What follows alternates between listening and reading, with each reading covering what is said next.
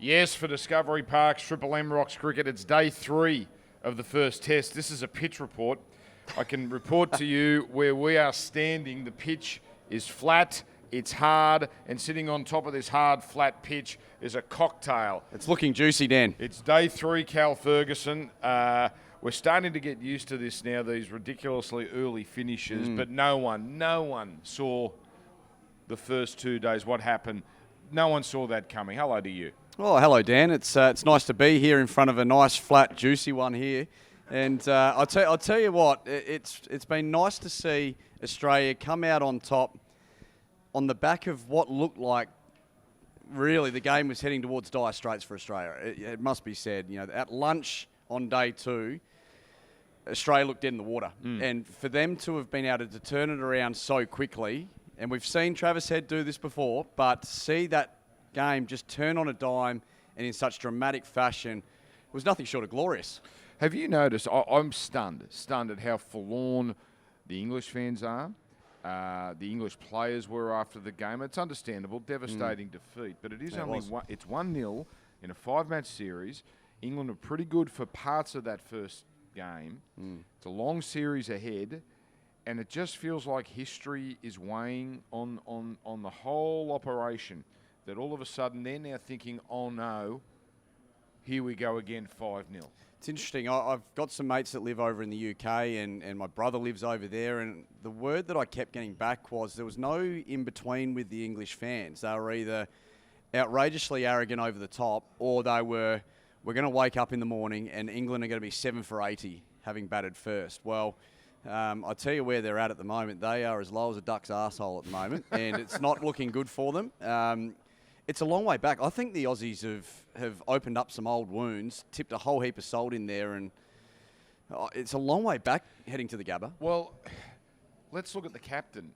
Stokes looked as defeated and as lost as I've ever seen him. And that's a bad sign if your captain, who has got them out of so many jams, looked in a daze at the end of yesterday.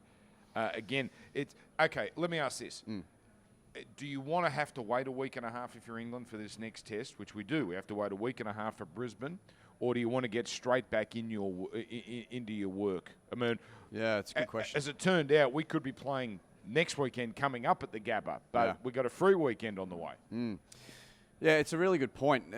Because I think if you were asking England leading into the series, we want as long a break as we can get between Test 1 and 2, because we want to get Archer and Wood back up and running for that next test. They're obviously coming off a lack of cricket over the last period of time. So you'd be hoping, look, get through the first test match, hopefully lay some blows on the Aussies, and then give those quicks an opportunity to rest. They're going to get an extraordinary amount of time to rest now. And unfortunately for England, the test match, I think, can't come quick enough. So things have changed for England. They want to get back out there as soon as possible to try and rectify the situation. Unfortunately for them, they're going to have to sit and live with this for a while. And perhaps their attempts will be to try and put it behind them as quickly as possible, build up their strength again. And I think Brendan McCullum said post-game that they want to get their confidence back and be as sky high with their confidence before this first day at the Gaba. But there's a lot of thinking time, which I think is not necessarily a good thing. You know, in 10, 20, 30 years, whenever you flick on channels like Fox Cricket, we're going to be treated to the Travis Head innings over and over, and we'll talk about that in a minute. But you know what I loved? So after the game, listening to you guys do the post-game, and I was so happy that Mitchell Starc was given man of the match, because, look, the Head innings speaks for itself, but you just cannot imagine Australia being in this contest without Starc's contribution on day 1, and then again, it was a pack mentality day 2, but that might be the best we've ever seen, the most important stuff we've seen from Starc. You know what's incredible, Dan? I think we've actually said this about Mitch a couple of times in the last 2 years. I think the form that he showed and the rhythm he showed at the start of last summer was absolutely some of the best we've seen from Mitch Starc. He's getting better with age. The performance yesterday on the back of what was a tough toil for him at times, we kept going back to him. He didn't get long breaks between his spells. He had to then back up the next day. He had the grumps on. He definitely had the grumps on, I thought, Starkey, and he took that unbelievable return catch to get the Aussies up and running. But England got to 1 for 60 odd. They were 1 for 100 effectively in the second innings, setting a total. And then again, it was Mitch Starc who turned the game on a dime, and with the ball in hand, he was swinging it again, bowling with great venom. His average pace actually was matching Mark Wood, who was the one that everyone was talking about, and the word out of the camp was that Mark Wood was wanting to try and push 160 in this series. Mitch Starc was matching him blow for blow with pace. So quite extraordinary from Mitch Starc, and geez, we enjoyed it in the box. How good was that? Well, what was important too, Cal, Hazelwood looks gone. He might be gone for the series. We don't know, but it doesn't look good, which means Boland is important, really important. It won't take the headlines, but that's enormous what he produced, because he looked completely out of sorts. They put him off his line, put him off his length on day one, but then to come back and be Scott Boland again, but that was, and I loved him after the game. He's usually pretty shy. Yes. And he was a bit up and about. I like the boy. Yeah, I agree. I listened to that interview, and I really enjoyed what I was hearing from him. He sounded like he was really bursting out of himself, which we don't see from him a lot. And I wouldn't say it was Marnus Labuschagne bursting out of himself and getting up and about, but it was certainly livelier than what we normally see from Scotty, and that's a really good sign going forward. I think he's starting to feel a bit more comfortable in his own skin. This series is there for him to really show what he's got over 5 test matches. If he can maintain over 5 test matches, pushing well into his 30s, it'd be a huge performance. But I actually think England almost played him back into rhythm. Because all of a sudden, Ollie Pope just decided he wasn't going to walk at Scott. And Scott had been walked at the entirety of the first innings, and they were looking to really dominate him. And Ollie went back into his shell, sat on the crease, and Scott Boland feasted on the English from there on in. And England may have made a rod for their own back here. Scott Boland's back. I hope that there are cameras in the Australian dressing room for a couple of things. We're going to talk about Usman shortly, right?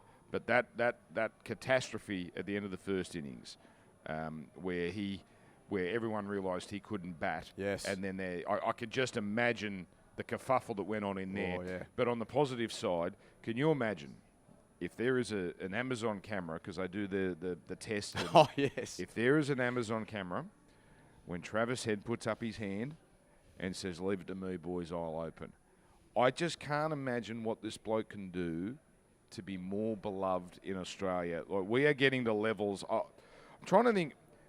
He's impossible to dislike, Travis Head, right? He's got that working class, the filthy mo. He's got a bit of a paunch on him. Plays the way he plays. Like, he is the most relatable cricketer probably since Booney. Yep. Right? We love Warney, but Warney was blonde hair, fast cars, all the girls. Like, yes. Hard to relate to at times. Yes. As legendary as he was. Like, Head is, my God. And then the performance that he delivered. But that is the stuff of legend. The fact that he put his hand, I just love that aspect of the story that in Australia, 205, nasty target, highest innings of the match. Yep. Right? On a nasty deck. And he puts his hand up and says, "Don't worry about it, boys. Book the Cottesloe for lunch tomorrow." I reckon Nath Lyon, when he spoke post-game, might have just left that bit out. I reckon Travis might have thrown that one in there. But, yeah, that's my understanding. He just said, "Let's go get them, boys." And, look, it does not surprise me. I'll say that. It does not surprise me that he put his hand up. He's that type of character and always has been from a very young age, having played with him at South Australia. He was always the one that wanted to get out there and get at him and really take the game on. And it didn't matter who was bowling at him. And again, on a tricky wicket, blokes bowling mid-140s, perhaps the fastest attack we've seen on Australian shores coming up against Australia for a long time. He just took to them. There was no stepping back. He was stepping into the fire. And goodness gracious me, how often are we going to say it? Travis Head on a wicket that's just conducive to fast bowling, and it's doing everything. It's up and down, it's sideways, and he walks out there, flushes the ball from ball one and makes everyone look silly. It just keeps happening. How many times are we going to sit here and say it? But you're right. He is quintessential Australia. He is the bloke sitting on the couch with his kids, just sitting down for an afternoon. Very responsible Frothy in Esky sitting next to him, cracking open a fresh one and saying, "Righto, kids, we're in for an afternoon." And Travis Head put on an afternoon for everyone. and really did drive it into the English late on that day too, because no one saw that coming. And to turn it on its head like that, that was just some of the most entertaining and explosive cricket we've seen in a long, long time. I'm told something like over 2.5 million people at least watched this. So Saturday night on the East Coast, the Channel 7 numbers, the Fox Cricket numbers were just ridiculous. It's an Ashes to begin with. Then word gets around, oh, hang on, something unbelievable is going on here. It's one of the most watched innings in Australian Test history, and it goes straight alongside Gilchrist at the whacker. But this won a Test, whereas not at all knocking Gilchrist, right? Because that's legendary, and you flick on Fox Cricket, and that's getting replayed, once a week. Australia were going to win that Test by a mile anyway. Yes. This wins a Test. The World Cup against India. Travis Head carries the team on his back. What a resume he is putting together. What we have to talk about, Callum, we'll do it on the other side. Does he open in the next Test? Okay. How are we looking ahead to Brisbane? Because there could be some changes on the way as we wrap up the first Test. And Cal wraps up his first sip of the cocktail here from Perth. It's drinks.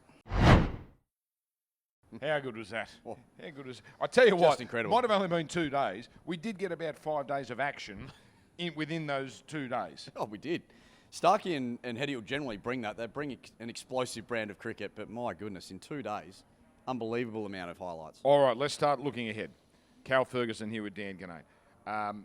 Gaba, pink ball, day-nighter. Are we...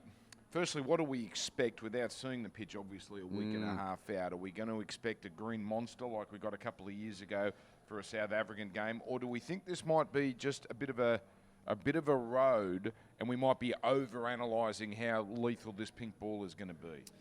Look, Dan, I actually think we're going to see a traditional Gaba wicket, which has usually got a little bit in it on the morning of day one. Obviously, it'll be an afternoon in this fixture. But I think we'll see a pretty traditional Gaba wicket. My understanding is they've got a new roller up at the Gaba as well, which is a MoMaster special. It's a little bit heavier, so might be even flatter than what we used to see back in the day when Tubby was captain. But are we bringing roller talk here to Triple yes, M we cricket? are. Now, No, we're going next level. We're digging deep. We're going deep into this analysis. I think we need a lunchtime a roller analysis at some point at the Gaba. Right, so you're saying this is a heavier roller than the heavy roller? Yes, this is heavier than what they've ever had at the Gaba, my understanding is. So, right. What effect that'll have, we might have a chat with the curator when we get up there. But my understanding is, and my feelings on this will be that it's a very traditional Gaba. I think it'll have a little bit on day one. I don't think it'll be a green monster. I think we'll see a fantastic cricket wicket, good combination of opportunities for the bowlers and the batter.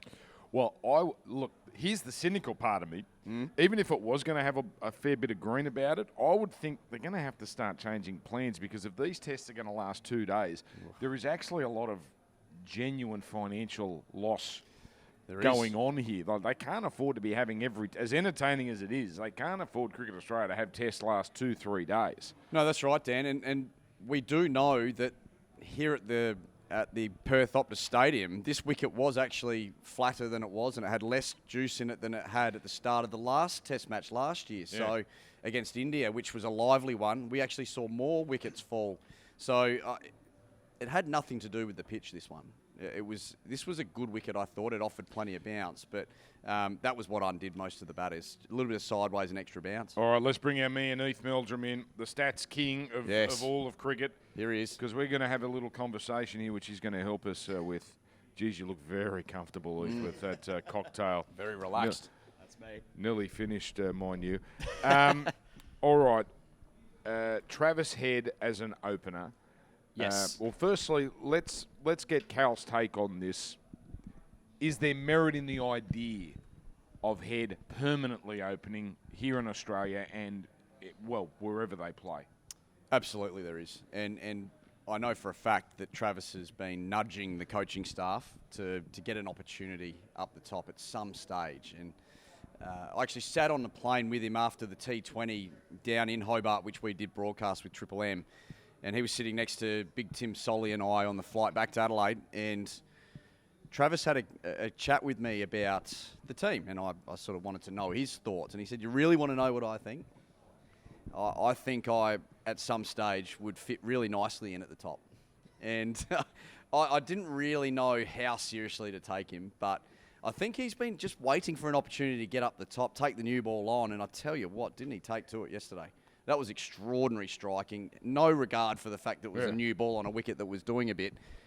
And he just knocked England off their line and length. So I think he's got the ability to do that all around the country. Well, dare I say it's almost a Dave Warner quality he's got, where he just gets the team off and running. He's done pretty well, Heath, hasn't he, as an opener in the past? He certainly has. Just to recap those numbers there, Dan, thanks to NRMA stats. 123 off 83 is the fastest fourth innings century ever in the history of Test cricket. Never mind the fastest chase ever of over 200. It's the fastest fourth innings century ever, second fastest Ashes century ever. Those opening numbers you were talking about. So Travis Head's opened the batting 9 times in Test cricket. His average is 55.5. That's above Matthew Hayden's 50. Only 2 Aussies have a better batting average when opening in the history of Test cricket. Sid Barnes averaged 64 when he opened the batting back in the 1940s. And Bob Simpson as an opener, he was an all-rounder to start with, then started opening. His average is basically dead similar, 55.51. Travis Head, 55.5. So Travis Head, at the moment, equal with statistically our long-term best ever Test opener, 0.01 difference as far as average goes. As well as that, Australia 9 wins, 1 draw, no losses when Travis Head makes a Test century. He's made 10 of them, and as the numbers suggest, we fly, Australia flies when Travis Head gets on top. He just dominates the attack, and the numbers prove that it works out for Australia. Now, I made the mistake, Cal, in the call of referring to Mitchell Starc as taking over 300 wickets. Well, it's accurate. He's taken over 400. I've honestly forgotten how dominant he has been.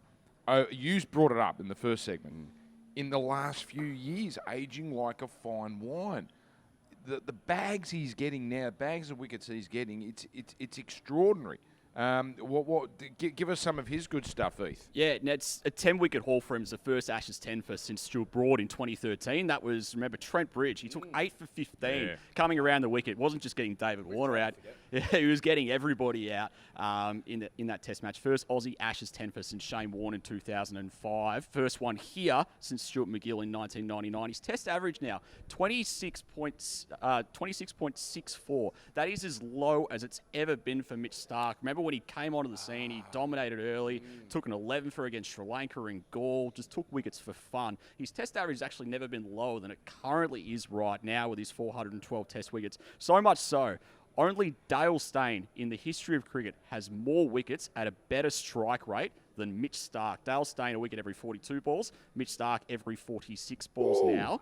There's a lot of more prolific wicket takers like Glenn McGrath's taken 560s, like Courtney Walsh, all those sort of quicks who have taken wickets for fun. Only Dale Steyn has gotten more quicker than Mitch Starc, and I think that, you look at his last 50 tests, his average actually drops below 25. He's taking wickets for fun at the moment, as you guys say, aging like a fine wine. All right, give us some of the English carnage. Give us your favourite English statistics out of this game. This is where it really gets fun. We can look at Travis Head's numbers for fun and Mitch Starc's for fun, and they're really easy. What's really good is just laying into the English where we possibly can. So they batted twice in this Test match over the course of 2 days, lost 20 wickets, faced a combined 407 balls, a wicket every 20 balls in the Test match. They were pumping up Mitch Starc's strike rate of 46. England lost a wicket every 20. That's how diabolical they were. That's the park cricket I remember. You don't have experience with the park cricket. That's Gannon's Park in Sydney on a Saturday afternoon, and you'd come back the next Saturday to finish the game off. So much so, the longest innings was Harry Brooks, 61 balls for the entirety of the Test match for England. That's pretty poor from them. So much so, I looked back through a couple of innings. The last 3 cricketers in an Ashes Test match to face more balls than England's 407. Alastair Cook faced 409 balls Boxing Day 2017 in Ashes Test match. He faced more balls than England did over 2 innings in the Test match just gone. He did it again Brisbane 2010 when England made 1 for 517. He faced 428 balls, which is more than England faced yesterday and the day before. Mark Taylor as well, 461 balls. Trent Bridge, 1989. Oh, he won't like that tub. He'll absolutely like. He made 219 actually. Oh, okay. 219 or so 461. He's done it at a fair clip. Because usually, Cal, when a stat like that pops up, then it's followed up by how quote unquote few runs he scored. But no, that's a good clip. That's No, a good clip. 219 off 461 is rollicking for that's Tubby. But yeah, Alistair Cook twice has faced more balls in a test match here than England did over the last couple of days. I think that says everything you need to about how England batted, thanks to Ed Reme over the last couple of days. Beautiful stuff by Heath.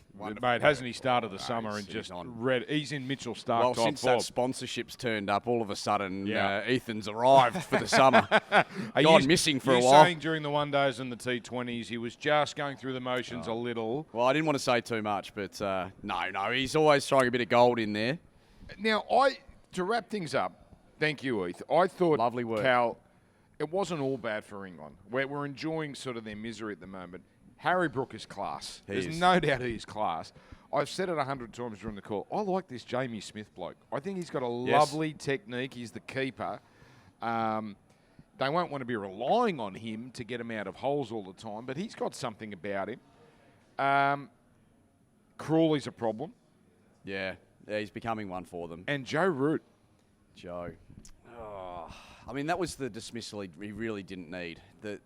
Looking to play positively early in his innings, in the second innings, try and get some momentum into the English lineup as wickets were starting to fall. He really would have wanted to put his hand up in that innings and really push them towards an unassailable lead.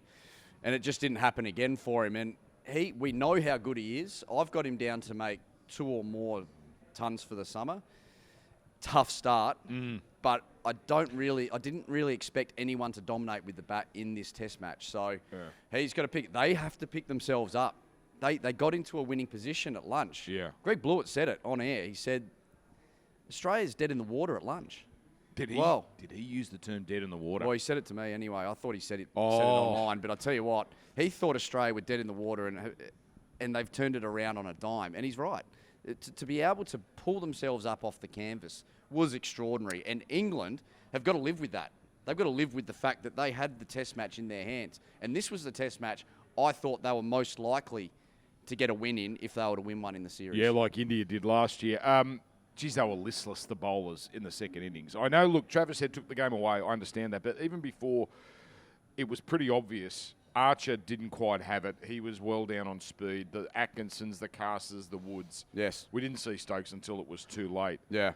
That's the problem. That's a story in itself as well. That's the problem with England is they bat so quickly that these fast bowlers, they'll give you everything they've got, but good chance they're going to be bowling the next day. Yeah, it's a consistent theme for them because of the way they play, and this is Bazball. Yeah. You've got to get ready to go as a fast bowler, and if you've got 4 steamers bowling 140 plus, they're going to need a rest every now and then. They're not getting it, and they'll get a decent break in between this test and the next, obviously on the back of 3 days off, but their pace definitely dropped off. Now, there was a point in the second innings where Jofra Archer's average speed was down by 4. Mark Wood, after averaging nearly 150 per delivery in the first innings, was back down towards 142. Yeah. So that's 7 or 8 Ks an hour average. And it wasn't down hot on the first yesterday. innings. It was not hot. The was weather had overcast. nothing to do with it. That's right. So that's a concern for them. All right, so we are just about done. Couldn't be much better for Australia, but we've got a little break ahead of us now because this ended so quickly. We're back at the Gaba. Now, don't forget, day-night test. And remember, Queensland's an hour behind the rest of the East. That's so we're on air 2:30 Eastern Daylight Time. So 1:30 Queensland, and that's Thursday, December 4. You can keep up to date and on the Triple M socials. I see it everywhere, Cal. You can't miss it. The Facebook, the TikTok, the Instagram, they're all over the shop. And plenty of stuff from this test, and then we start to look ahead to the next test. Cal, cheers. Cheers to good health and good wealth and the Ashes coming home.